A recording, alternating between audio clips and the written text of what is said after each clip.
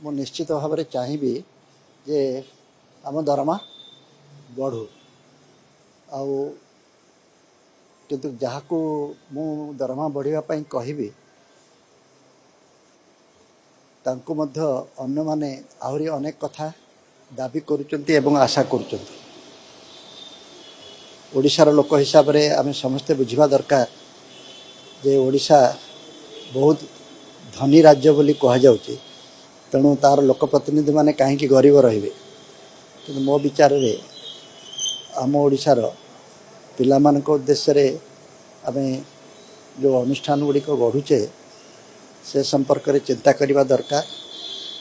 ଆମ ପାଇଁ ପେନସନ୍ ବଢ଼ିବାଟା ଯେତେ ଗୁରୁତ୍ୱପୂର୍ଣ୍ଣ ନୁହେଁ, ଆମ ପିଲାମାନେ ଯଦି ଉପଯୁକ୍ତ ଭାବରେ ରୋଜଗାରକ୍ଷମ ହୋଇପାରିବେ, ଉଚିତ ଶିକ୍ଷା ପାଇବେ ଏବଂ ରୋଜଗାର କରିବେ, ତାହେଲେ ସେ ଆମ ଭାରକୁ ବହୁତ ପରିମାଣରେ ଲାଘବ କରିବ।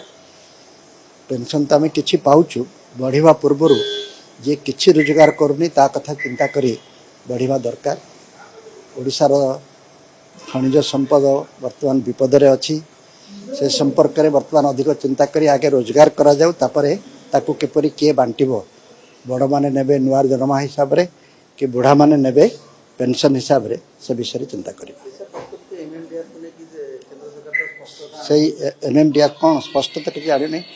ମୋ ପାଦ ତଳେ ଥିବା ମାଟି ଉପରେ ମୋର ଅଧିକାର ଆଉ ରହିବ ନାହିଁ, ଏହାକୁ ମୁଁ ଗ୍ରହଣ କରିବା ପାଇଁ ପ୍ରସ୍ତୁତ ନୁହେଁ। ଜଗନ୍ନାଥ ଆମକୁ ବହୁତ ସମ୍ପତ୍ତି ଦେଇଛନ୍ତି, କିନ୍ତୁ ସେ ସମ୍ପତ୍ତିର ମୂଲ୍ୟ କ'ଣ, ତାର ବିନିଯୋଗ କିପରି ହେବ, ସେଥିରୁ କିଛି ମୁଁ ରୋଜଗାର କରିବି କି ନ ରଖିବି, ସେଥିପାଇଁ ଆଉ ଜଣେ ମୋତେ ସେ ବିଷୟରେ ନିର୍ଦ୍ଦେଶ ଦେବ, ଏକଥା ମୁଁ ମାନିବାକୁ ପ୍ରସ୍ତୁତ।